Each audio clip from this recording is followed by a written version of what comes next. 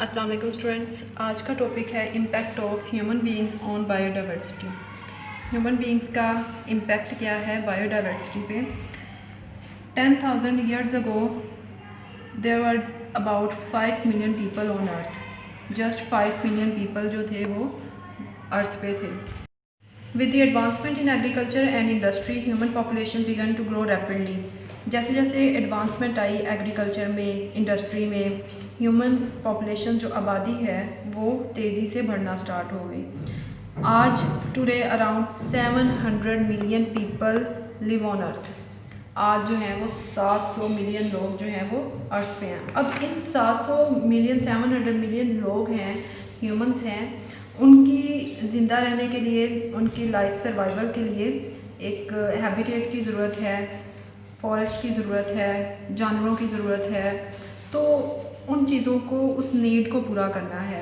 To improve the living condition for 700 million humans we are imposing serious threat to the survival of biodiversity. इतने ज़्यादा लोगों को उनकी need को पूरा करना बहुत मुश्किल होता जा रहा है।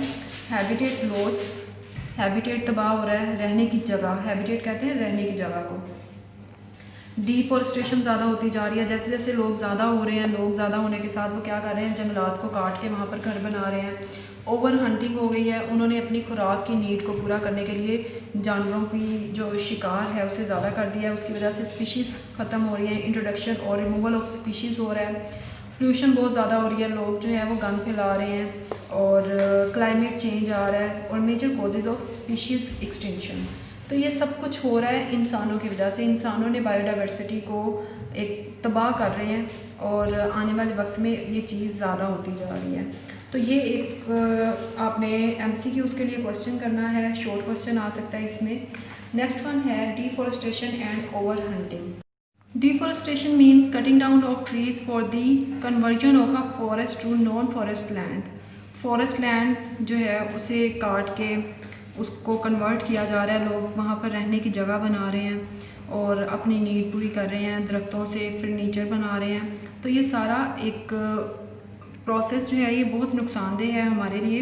The destruction of significant areas of forest has resulted in a degraded environment with reduced biodiversity. इसकी कॉजेज़ क्या हैं, डिफॉरेस्टेशन की वजूहात क्या हैं इसकी।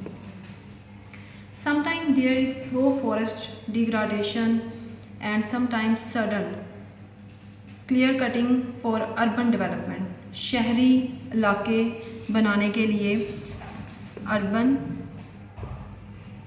डेवलपमेंट, इन एरियाज़ को बनाने के लिए भी जंगलात को काटा जा रहा है।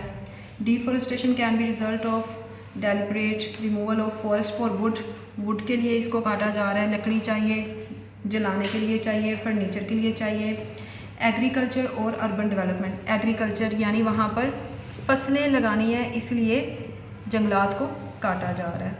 तो इन सब चीज़ों के लिए जब उन जंगलात को काटा जाएगा तो एक नुकसान जो है वो बहुत ज़्यादा नज़र आ रहा है, जो आजकल पोल्यूशन है इसी वजह से है। डिफॉरेस्टेशन, अब इसके अफेक्ट्स क्या हैं। affects the amount of water in soil and moisture in atmosphere। अब अगर जंगलात को काटा जाएगा, दरख्त हैं, आप उसको ख़त्म कर रहे हो, तो ये जो सॉइल है जिसकी वजह से इसमें वाटर स्टेबल रहता है, जब आप सब काट दोगे तो वो स्टेबिलिटी ख़त्म। और हवा के अंदर जो नमी रहती है जिसकी वजह से एक फ्रेश एयर आपको मिलती है, उसमें ऑक्सीजन की अमाउंट जो है वो ज़्यादा होती है, फ्रेश एयर होगी, कार्बन डाइऑक्साइड कम होगी, और ये सारी चीज़ें ख़त्म होती जा रही हैं। ये अफेक्ट है। When there are no tree to keep soil in place, जब कोई दरख्त नहीं होगा सॉइल को उसकी प्लेस पे रखने के लिए, there are more chances of soil erosion. Soil erosion जो है वो बहुत ज़्यादा होगी, ज़मीनी कटाव ज़्यादा होगा। क्यों, जब बारिश वगैरह होगी तो ये अब अपनी जगह पे फिक्स है। यहाँ पर एक दरख्त है तो बहुत ज़्यादा जंगलात होंगे तो ज़्यादा दरख्त हैं, उसकी वजह से सॉइल अपनी जगह पे होल्ड रहती है, फिक्स रहती है। लेकिन जब ऐसा कुछ नहीं होगा, दरख्त नहीं होंगे, तो जैसे ही बारिश होगी यहाँ पर ज़मीन का बहाव और मिट्टी का बहाव ज़्यादा होगा, तो ये सॉइल इरोजन जो है ज़्यादा होगी। Heavy rainfall wash soil into river, अभी बताया अगर ज़्यादा बारिश हो रही है तो सॉइल जो है वॉश होके रिवर्स में जाएगी, और जो रिवर्स हैं वहाँ पर जैसे ही ये जाएगी सॉइल तो वो पानी जो है वो उसका लेवल ऊपर आएगा, उसकी वजह से फ्लड्स वगैरह आएंगे, क्योंकि अगर कोई भी चीज़ है उसके अंदर आप सॉइल ऐड कर दें और पानी जो है वो ऊपर आता जाएगा, तो ये भी नुकसान है। Essential nutrients are washed out, जब सॉइल इस तरह से इरोजन होगा या वो वॉश आउट होगी तो एसेंशियल न्यूट्रिएंट्स हैं, जो इंपॉर्टेंट न्यूट्रिएंट्स हैं जिस सॉइल के अंदर, जिसकी वजह से फसलें अच्छी ग्रो करती हैं, अगर आप कोई प्लांट लगाओ वो अच्छा ग्रो करता है तो वो ख़त्म हो जाएंगे। मैंने रिवर्स का बताया आपको, choked up with mud and silt, इसके अंदर मट्टी भर जाएगी, ठीक है, और उसकी वजह से फ्लड्स आएंगे, ये पॉइंट पहले बता दिया मैंने। This silted water get stored in dam, अगर डैम्स वगैरह के अंदर पानी जा रहा है तो डैम्स के अंदर भी अगर ये गंदा पानी जाएगा, मट्टी वाला पानी जाएगा तो क्या होगा, it reduce there water storage capacity, उसकी पानी को स्टोर करने की एबिलिटी कम हो जाएगी, उसमें मट्टी ज़्यादा है पानी कम है, तो हमें पानी चाहिए मट्टी नहीं चाहिए। Deforestation also contribute to decrease transpiration, transpiration जो है उसमें भी ये प्लांट्स का बड़ा एक इम्पोर्टेंट रोल होता है। मैंने ट्रांसपायरेशन का बताया था, लॉस ऑफ वाटर, ट्रांसपायरेशन में पानी का लॉस होता है और पत्तों से पानी जो है वो वेपर्स की फॉर्म में एनवायरनमेंट में जाता है, तो also contribute to decrease transpiration को डिक्रीज़ करेगा deforestation, which lessen cloud formation, clouds कम बनेंगे बारिश कम होगी, this ultimately reduce the source of rain, तो बारिश कम होगी, बारिश कम होने की वजह से आपके सामने है कि क्या क्या नुकसान हो सकते हैं। Forest supports considerable biodiversity, the utilization of forest product including timber कहते हैं लकड़ी को, and fuel wood, और लकड़ी का जो आप जलाने के लिए इसको फ्यूल के तौर पे भी इस्तेमाल किया जाता है। Have played a key role in human societies, no doubt इसका इम्पोर्टेंट रोल है, लेकिन इसके और भी ज़राए हैं, तो फॉरेस्ट को ख़त्म करना एक डेंजरस चीज़ है। Today developed country continue to utilise timber, आज जो डेवलप्ड कंट्रीज़ हैं वो टिम्बर को यूज़ करते हैं फॉर बिल्डिंग हाउस बनाने के लिए, घरों की तामीर के लिए लकड़ी का बहुत ज़्यादा इस्तेमाल है।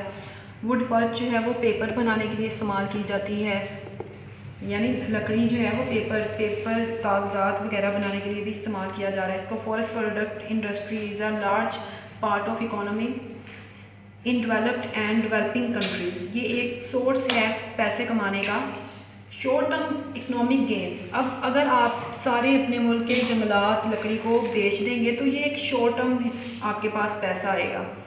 Bye conversion of forest to agriculture often leads to loss of long term income, अगर आपके पास यही जंगलात हों तो आप इससे ज़्यादा पैसा कमा सकते हैं, बजाय इसके कि आप एकदम से इसको सबको काटें और उसको बेच दें और पैसा कमाएं, तो ये पॉइंट इस चीज़ को के लिए है।